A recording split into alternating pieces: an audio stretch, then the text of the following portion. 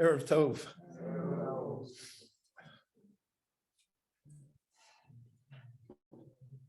For many centuries on end, the custom amongst Jews was that there were no dairy products on Pesach. So it was meat and potatoes 3 times a day.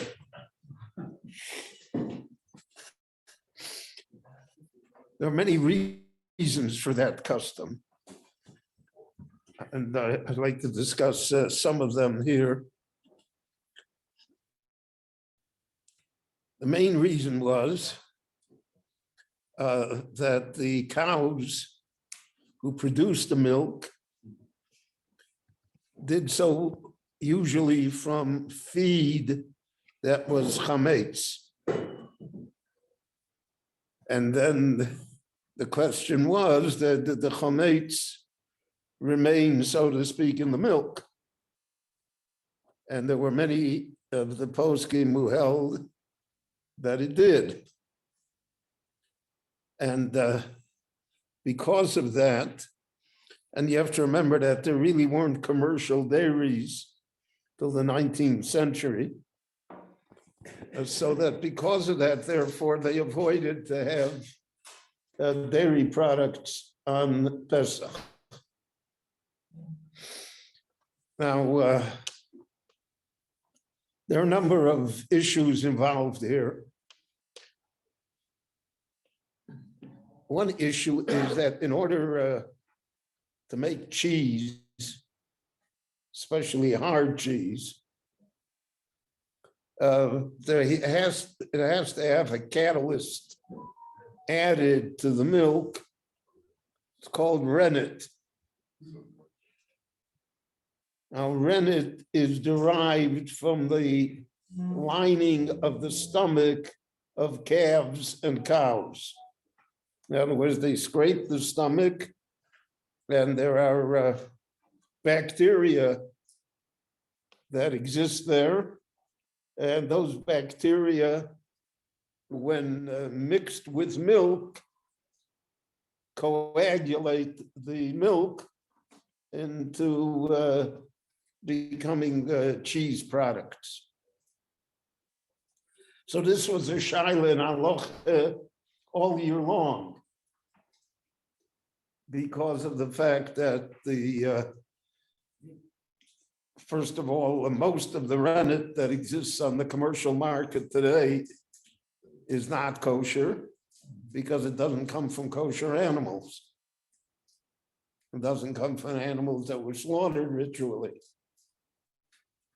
And then there was a question of whether or not, even if it came from an animal that was ritually slaughtered, does the rennet retain the status of being meat and not milk?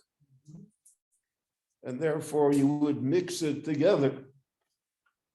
And then there's another problem, and that is any material in halacha, it's called a dover hamamid. Any material which is the basic ingredient that causes the chemical reaction, that doesn't become bottled. So that even in a million, if you had 1 million gallons of milk and you had an ounce of rennet, if the rennet was not kosher, then all the milk is not kosher because it doesn't become bottled. Now, all of these problems are discussed extensively in halacha. They're not new ones. What is new is technology and the emergence of kosher rennet. There was a German family in that for centuries, I think 250 years, produced kosher rennet in Europe. The family's here in Israel now, the Frankenthals. That was their business. They scraped the enzymes from the stomachs of the cows. They treated them. Most of the poskim held that they were not fleishik, and that they, if it came from a ritually slaughtered cow that had shchita, then it was permissible. And the amount of rennet that is needed is infinitesimally small. You don't need large amounts in order to make large amounts of cheese. And when the business closed in Germany, they had moved here to Israel in the 1930s, and they had the business here in Israel. And the kosher cheese companies throughout the world, everybody purchased their rennet from this company. I remember that when I was with the OU, there were many non-Jewish companies that wanted to have kosher certification on their cheeses. I'm not talking about hard cheese, I'm talking about cottage cheese, American cheese.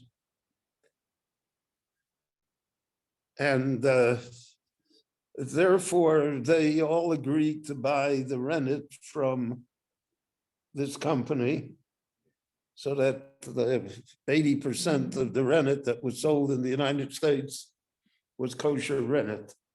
But even though they charged, relatively speaking, outlandish price for the kosher, it was such a small amount in the overall cost of production that it really meant nothing. And that's how we were able to have an explosion of kosher dairy products in the United States and here in Israel. So you can get every type of cheese in the world. And basically, it's different forms of rennet and different forms of spices and aging the milk, etc., that produces all of these different cheeses that are on the market. Now, what about Pesach? So the problem with Pesach was that the cows, they were given feed that was grain. The cows slobber a little. So with their saliva, the fact they regurgitate it and swallow it again, so it became chametz. And the milk, therefore, was also viewed as being chametz. So how do we get around that?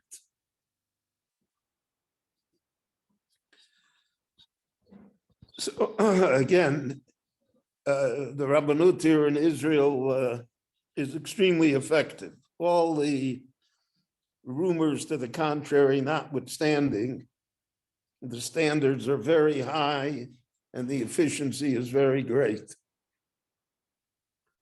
So what happens in the United States, I remember that 3 months before Pesach, the dairies that sold Chalav Yisrael, their herds of cows, they changed the diet. They no longer fed them feed from the 5 grains, but they ate kidneys. And they also ate citric products, fruit and grass. And the feinschmeckers who have good taste buds could always tell that Pesach milk tasted a little different because the cows had a different feed. Here in Israel, all year round, the cows don't have grain. They don't want to get involved with 3 months before or not. So all year round, they don't have grain. They don't have grain, they eat kidneys, etc. So you'll notice that if you go, I don't know what, if you drink milk from the United States or from the United Kingdom or from anywhere else in the world, it'll taste slightly different than the Israeli milk. Because the cows are different, they eat differently, they have different foods. So that became kosher to have on Pesach. Nevertheless, there was a very strong tradition not to have dairy foods on Pesach. I remember that when I was growing up yet. I grew up as a child, we never had dairy foods. So in the morning, we would have matzah with chicken fat. Cholesterol heaven. But there was no butter and there was no margarine, certainly.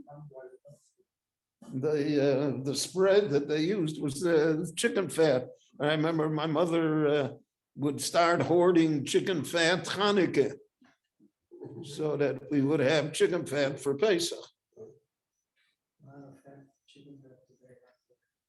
You know, my grandchildren don't know what I'm talking about. In general, they don't know what I'm talking about. But when it comes to this, certainly. So it was a different world. There was a Jew in St. Louis, Missouri, by the name of Raskus. And he owned a dairy. And it's a famous family. He was a frum Jew. And his sons went to the yeshiva in Chicago. And his sons were Talmidim by Maizeda in Maizeda Shiur in the Chicago yeshiva. So as a courtesy, Raskus started to send us dairy products for Pesach. Cream cheese. Cream cheese, famous. He made a wedding last night. Yeah, not the cream cheese guy, the family though, yes. I think they don't own the dairy anymore. No, They sold it. the Breakstone. Right. And Breakstone is owned by General Foods, and that's how all of this works. So, so that broke the line. The other one that broke the line was the Thurm family with the Germans, with Rabbi Breuer's Levracha, who made cheese for Pesach. Now you'll notice that the Breuer extra for Pesach, it doesn't say kosher le Pesach, it says kosher al Pesach. The reason for that was, I spoke with Rabbi Breuer, the reason for that was because they were afraid there's a halacha that you cannot sanctify anything le Pesach, because that's like a korban Pesach. And there's no korban Pesach with manazeh. So therefore, instead of writing kosher le Pesach, he wrote kosher al Pesach. But that was like the famous, if you saw kosher al Pesach, you knew it came from the Breuer community, from the Kilas Yeshurun in New York. One last point. You'll notice there's milk that's being sold in Israel. It says kosher le Pesach al Erev Pesach. Mazeh. So that's again a takona of the chief rabbinate.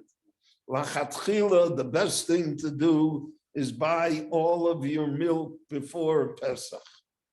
If you buy all of your milk before Pesach, whatever chash of chometz there could be is bottled.